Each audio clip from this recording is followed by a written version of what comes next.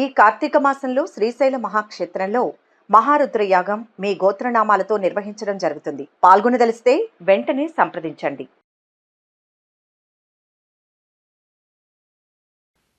ఓం నమః శివాయ. ఓం నమో వెంకటేశాయ. సింహరాశి నవంబర్ నెల మాస ఫలితాలు.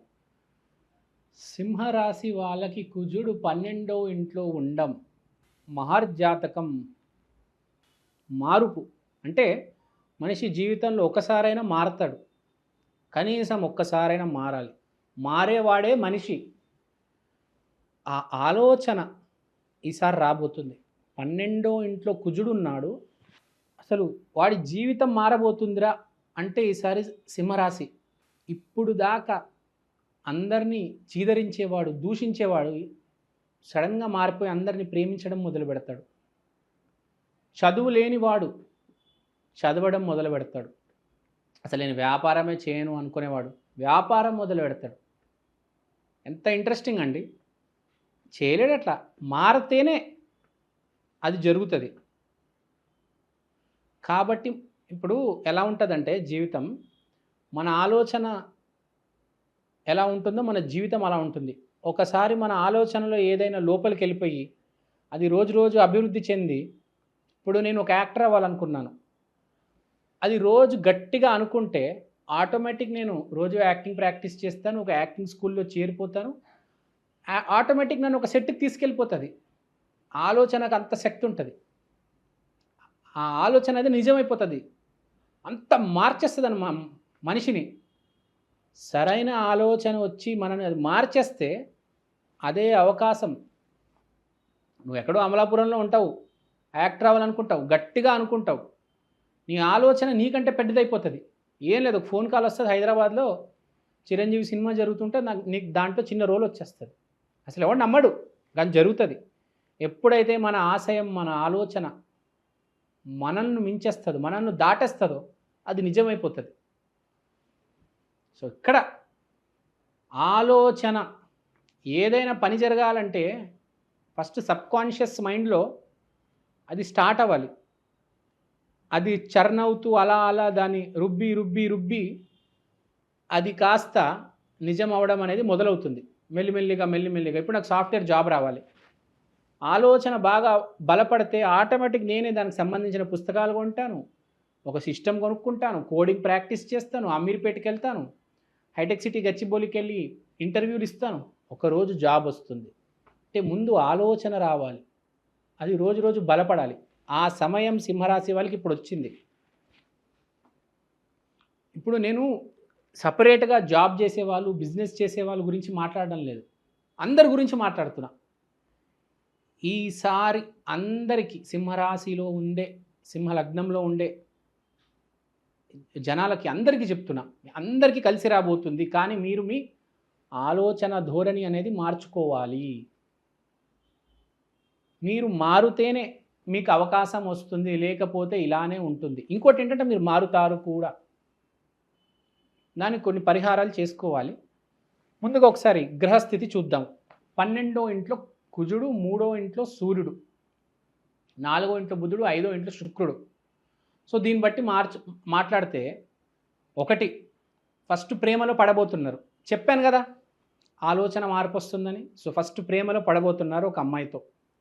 తర్వాత ఇంట్లో మీ రిలేషన్స్, ఫ్యామిలీ రిలేషన్స్ మెరుగుపడతాయి. తర్వాత పరాక్రమం అనేది బాగా పెరుగుతుంది. చెక్కు చెదరకుండా అడుగు ముందుకేస్తారు.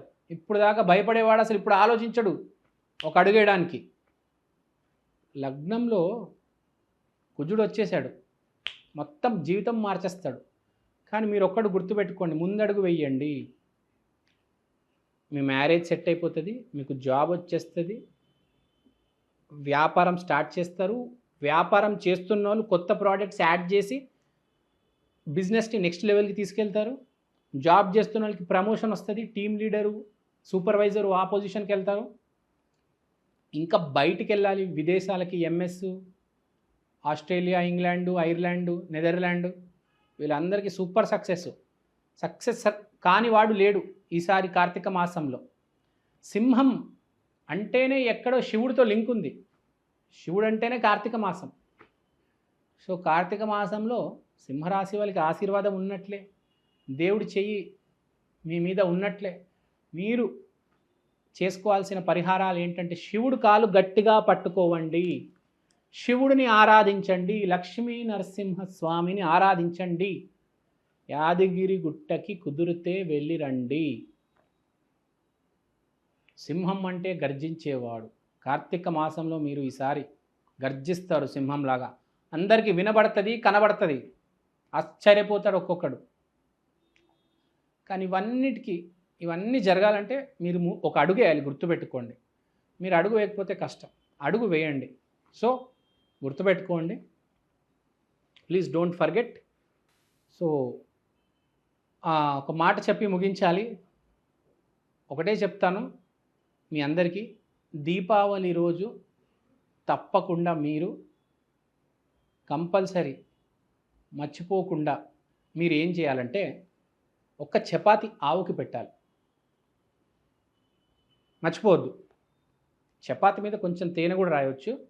ఆ చపాతి ఆవుకి పెట్టండి, తర్వాత చూడండి. శివాలయాన్ని కూడా మీరు విజిట్ చేయవచ్చు. ఓం నమ శివాయ ఈ మంత్రం జపించండి, ఈ పరిహారాలు చేయండి. చాలా బాగుంది, అత్యద్భుతం. కార్తీక మాసం అంటే ఇంకా సింహరాశి వాళ్ళకి అదొక వరం.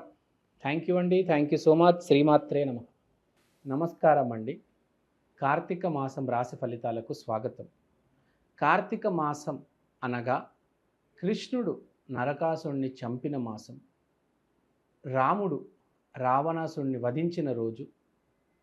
ఇక్కడ మనం అర్థం చేసుకోవాల్సింది ఏంటంటే చెడు నాశనం అనేది జరుగుతుంది. అంటే రాముడికి చాలా మంచి రోజు, కృష్ణుడికి చాలా మంచి రోజు. రాముడికి కృష్ణుడికి కలిసి వచ్చిన మాసం కార్తీక మాసం. అదే నరకాసురుడికి రావణాసురుడికి కలిసి రాని రోజు, కలిసి రాని మాసం కార్తీక మాసం. అంటే ఈ మాసం కొందరికి చాలా బాగుంటుంది, కొందరికి చాలా దారుణంగా ఉంటుంది. మనం కార్తీక మాసంలో చూస్తూ ఉంటాం, వ్యాపారస్తులకి అనారోగ్య సమస్యలు వస్తాయి, మంచి వాళ్ళకి మంచి ఫలితాలు జరుగుతాయి, జాబ్ రావడం జరుగుతుంది, బిజినెస్ రావడం జరుగుతుంది. ఎప్పుడైనా మనం కాయిన్ తీసుకుంటే దానికి ఎలా అయితే రెండు వైపులు ఉంటాయో కార్తీక మాసానికి కూడా రెండు వైపులు ఉంటాయి. ఒకటి మంచి, ఒకటి చెడు, మధ్యలో ఏమీ ఉండదు. ఓ మాదిరికి వెళ్తున్నట్టు ఉంది, ఓ మాదిరి జీవితం, అలా ఏమీ ఉండదు. ఈసారి చాలా మంచి జరుగుతుంది, లేకపోతే చాలా చెడు జరుగుతుంది. ఈ మాసం వైశిష్ట్యమే అది. సో ఇప్పుడు దాకా మీరు చేసిన పనులన్నీ మంచి పనులు అయితే మీకు తప్పకుండా మంచి జరుగుతుంది. మీరు చెడు మార్గంలో వెళ్ళి ఎక్కువ రేట్లకు సరుకులు అమ్మి లాభం పొందితే ఈ మాసం మొత్తం బయటకు వచ్చేస్తుంది వ్యాధి రూపాన్నే.